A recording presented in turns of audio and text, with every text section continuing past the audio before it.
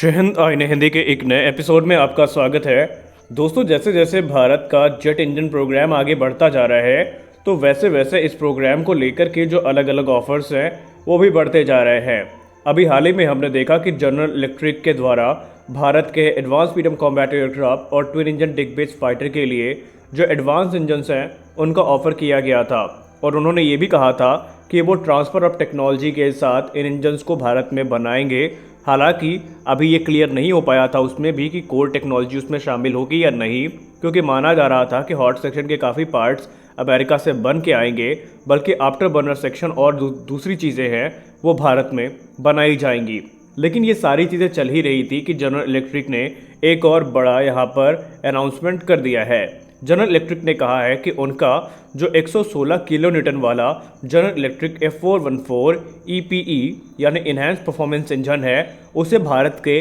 5th gen fighter advanced medium combat aircraft में ही नहीं, twin engine deck based fighter में ही नहीं, बल्कि भारत अपने जो तेजस मार्क 2 फाइटर जेट्स है उनमें भी इस्तेमाल कर सकता है। जी हाँ, जनरल इलेक्ट्रिक ने कहा कि ये इंजन फुली कंपैटिबल होंगे तेजस मार्क 2 के लिए और इसको इस्तेमाल करने के लिए भारत को अपने तेजस मार्क 2 जहाज़ों में कोई भी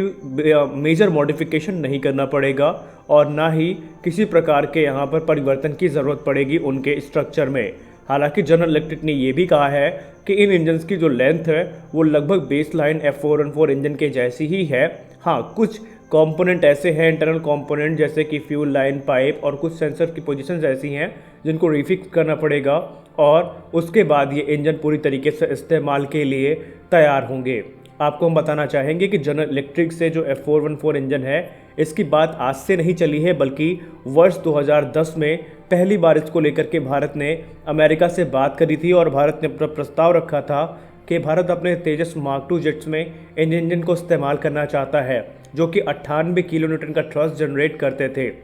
लेकिन उसके बाद से किन्हीं कारणों के वश वो कॉन्ट्रैक्ट उस समय फाइनलाइज नहीं हो सका और एक बार फिर से एक नए सिरे से इनका कॉन्ट्रैक्ट साइन किया गया है। हालांकि अभी तेजस मार्क 2 प्रोग्राम के लिए, एमका के लिए या टेडबीएफ के लिए ये इंजन भारत में बनाए जाएंगे या नहीं बनाए जाएंगे, इस पर हम स्पष्ट टिप्पणी तो नहीं कर सकते, क्योंकि रिपोर्ट्स इस तरफ इशारा कर रही है कि बातचीत एडवांस स्टेजेस में है। लेकिन एक बार फिर से 2019 में जो हुआ है कहीं वही ना हो जाए, इस चीज़ का डर भी है, क्योंकि भारत चाहता है कि इंजन की जो बेसिक और जो टीओटी है वो भारत के पास रहे। साथ ही साथ भारत यहाँ पर इंटेलेक्चुअल प्रॉपर्टी राइट्स भी चाहेगा, ताकि भारत जिस भी मित्र देश को अपने इन एयरक्राफ्ट को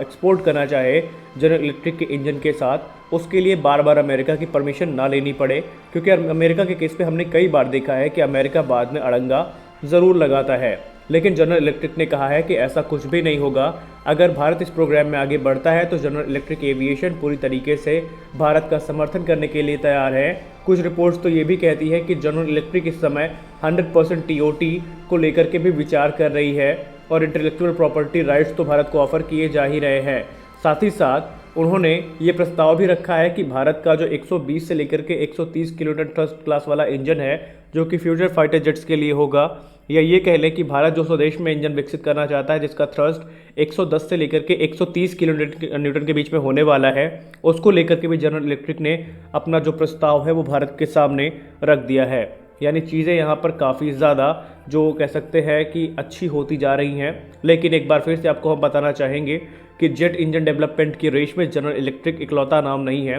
बल्कि इनसे बड़े प्रबल दावेदार अभी मौजूद हैं जो कि रोल्स रॉयस और सैफरान हैं। और जैसा कि आपको पता ही है कि इस महीने के अंत में ही जो फ्रांस के डिफेंस मिनिस्टर है वो भारत के दौरे पर होंगे और रिपोर्ट्स क्लेम करती हैं कि इसी दौरान भारत को जो additional Rafale F4 fighter jets हैं और जो सैफरान का इंजन है जो कि भारत में बनाया जाना है जॉइंट वेंचर में, उसका प्रस्ताव वो भारत के सामने रखेंगे। और जो